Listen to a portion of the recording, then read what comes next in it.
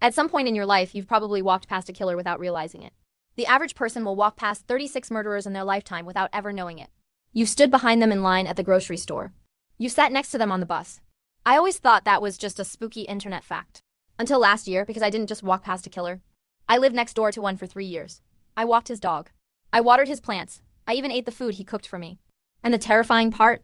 I thought he was the nicest man I had ever met. Let me introduce you to Greg. Greg was the perfect neighbor. He was a quiet, older guy, maybe late 50s. He drove a beige sedan. He always held the elevator door for me. When I moved in, he brought me a housewarming gift, a batch of homemade cookies. He said, "If you ever need anything, I'm right here." I felt safe. As a single woman living alone, having a watchful dad figure next door felt like a blessing. We had a routine.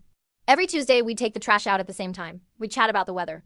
He'd complain about his renovations in the basement taking too long. I laughed. I told him, "Greg, you've been renovating that basement for 2 years. What are you building down there? A bunker?"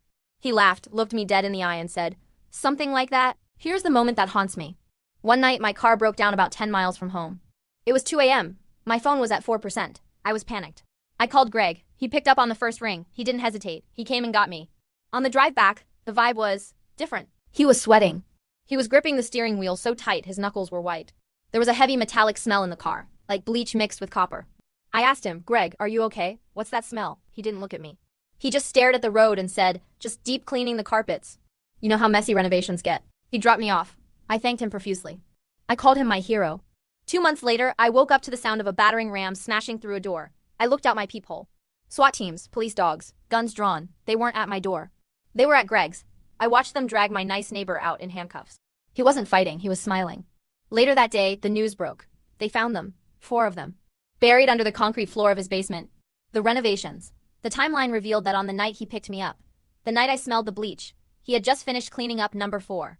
But here is the part that makes me physically sick. The police interviewed me. They asked if I ever noticed anything strange. I told them about the trash. Every Tuesday. We took the trash out together. I realized then that for 3 years, I wasn't just chatting with a neighbor. I was unknowingly helping a serial killer dispose of the evidence. I stood next to him, laughing while he held bags filled with things I don't even want to imagine. I trusted him because he was polite. I trusted him because he was normal. Now, when I walk down the street and see a kind stranger smiling at me, I don't smile back. I just count. 1, 2, 3. Has your gut instinct ever warned you about a nice person? Tell me your story in the comments. And subscribe because you never know who is living on the other side of your wall.